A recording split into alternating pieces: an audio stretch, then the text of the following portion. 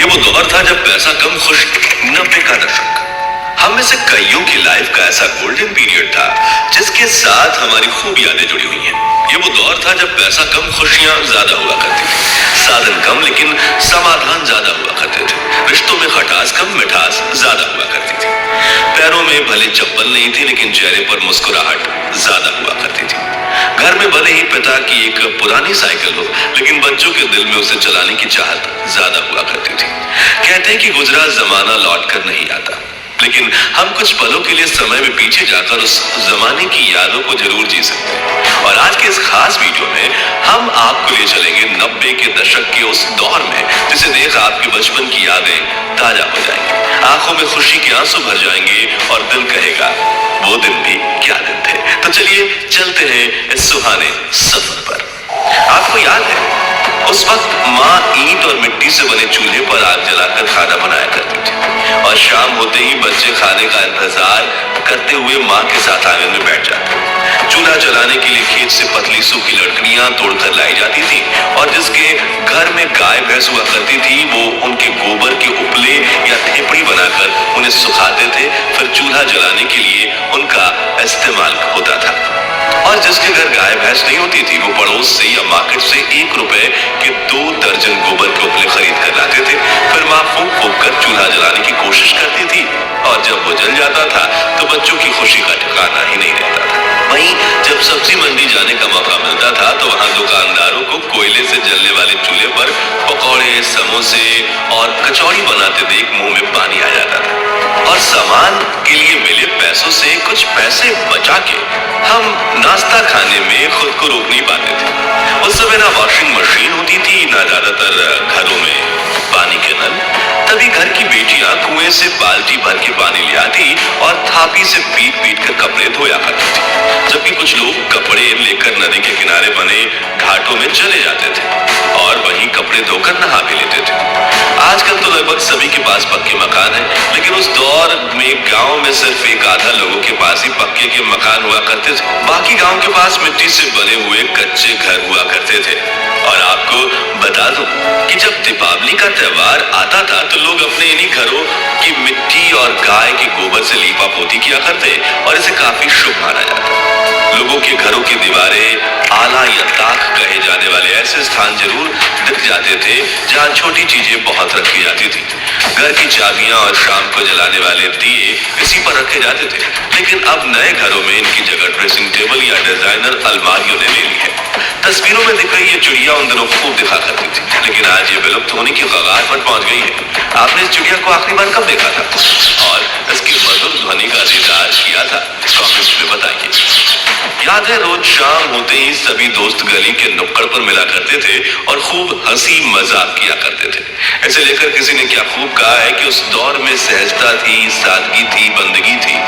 ये social media platforms नहीं थे तब जिंदगी। बच्चे में एक दूसरे के साथ कई मजेदार खेल खेलने की होड़ थी, जैसे कि राजा मंत्री चोर सिपाही, चिड़िया और छुपन छुपाई, इक्कल दुक्कल, गिट्टियां, अंताक्षरी, कच्चे पकड़म पकड़ाई, गिट्टी फोड़, आंख में चौली, लंगड़ी टांग, गिल्ली डंडा वगैरह। खैर इनमें से बचपन में कौन सा खेल सबसे ज्यादा आपने खेला है कमेंट्स में बताइए। और अगर बचपन में आपने ये खेल नहीं खेले तो आपने 90s के बचपन का एक सुनहरा दौर मिस किया है। वहीं ये माचिस की ताश देखकर आप में से कुछ लोगों की आंखें भर आई। ये ताश वही बच्चे बनाते थे जिनके पास ताश की गड्डी खरीदने के पैसे नहीं होते थे, लेकिन अपने रूल्स के साथ अपनी ताश खेलने का मजा ही कुछ और था।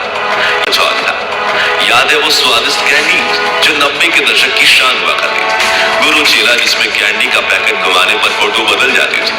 पान पसंद, मैंगो बाइट, चटपटी कैंडीज, इकलिया, किस्मी, इमली की गोली, खाने वाली सिगरेट, जेम्स, आम, पापड़, कप में मिलने वाली स्वादिष्ट जेली और मिल्की बार। ये कुछ ऐसी कैंडीज थी जो पूरे भारत में जोरों शोरों से बिका करती थी।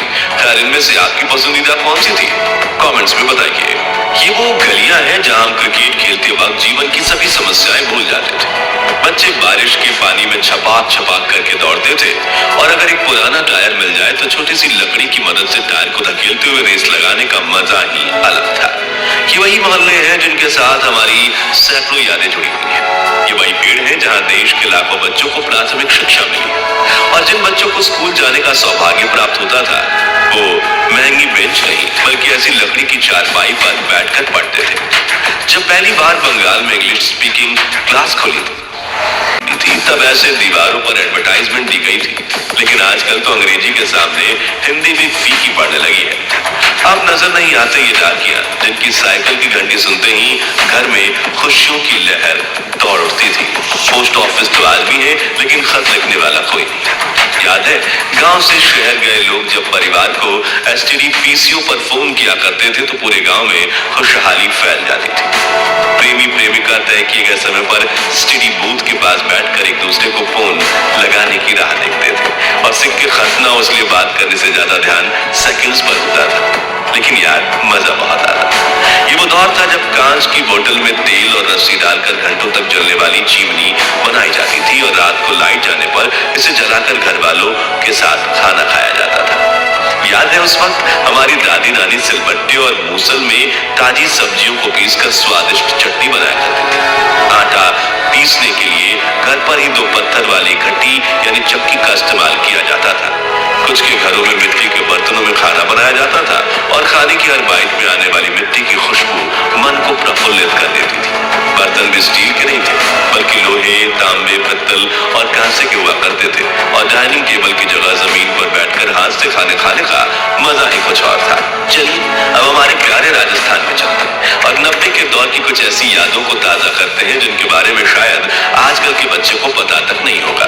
तो उस वक्त राजस्थान के गांव में कई लोक नृत्य करने वाले समूह आया करते थे, जिनमें कुछ लोग स्वदेश में बने म्यूजिक इंस्ट्रूमेंट्स बजाया करते थे और कुछ उस मधुर धुन पर नृत्य करके गांव के बच्चे बूढ़ों का दिल मोह लिया करते थे। गांव शहरों में कठपुतली का खेल भी होता था, जिसमें कलाकार लकड़ी से बने गुड्डी गुड़ियां नचाकर खूबसूरत कला का प्रदर्शन करते थे। लेकिन समय के साथ ये कला ठंडे बस्ते में चली गई। मोबाइल फोन और वीडियो गेम्स के जमाने में बच्चे असल मनोरंजन भी भूल गए और जिन कलाकारों को कठपुतली का खेल देखने में दर्जनों लोगों की भीड़ जमा होती थी, उनकी आज कुछ दशकों के लिए भी आंखें तरस गई। याद है उस वक्त ट्रांसपोर्ट के लिए ज्यादा वाहन नहीं हुआ करते थे, इसलिए कई लोग बैलगाड़ी और ऊंट गाड़ी से सामान को यहाँ से वहां पहुंचाने का काम करते थे और रोजी रोटी देने वाले जानवर की देखभाल अपने बच्चों की तरह करते थे। 90 के दशक की गोल्डन टाइम की बात करें तो ट्रेन का जिक्र ना हो ऐसा तो ही नहीं सकता। उस वक्त सिर्फ कुछ लोग जहाज में सफर कर सकते थे, इसलिए देश की 99.99% जनता के लिए दूर सफर करने के लिए ट्रेन सबसे पसंदीदा साधन हुआ करती थी। एसी वाले डब्बे तो नहीं थे, लेकिन मन में सफर करने की चाहत जरूर थी, जो यात्रा को खूबसूरत बना देती थी। उस वक्त बस से सफर करने की खुशी भी कुछ कम नहीं थी। नौकरी पर जाना हो या कॉलेज, शहर में जाने के लिए बस एकमात्र सस्ता जरिया थी। सुबह सुबह बस स्टैंड पर बड़ी लाइन लग जाती थी। उस वक्त तो गाय बैल को भी सड़क पर घूमने की आजादी थी। दोस्तों आजकल की शादी बारात में दूल्हा जितनी महंगी गाड़ी में बैठता है उसका उतना ही ज्यादा भौकाल माना जाता है, लेकिन उस वक्त के दूल्हे सज धज कर घोड़ी चढ़ते थे और ढोल नगाड़ों के साथ बारात लेकर शादी करने जाते थे। दूल्हे के यार दोस्त तो मानो अपने दोस्त की शादी को एक त्योहार की तरह मानते थे और पूरे जोश के साथ बारात में नाचकर शादी में 4 चांद लगा देते थे।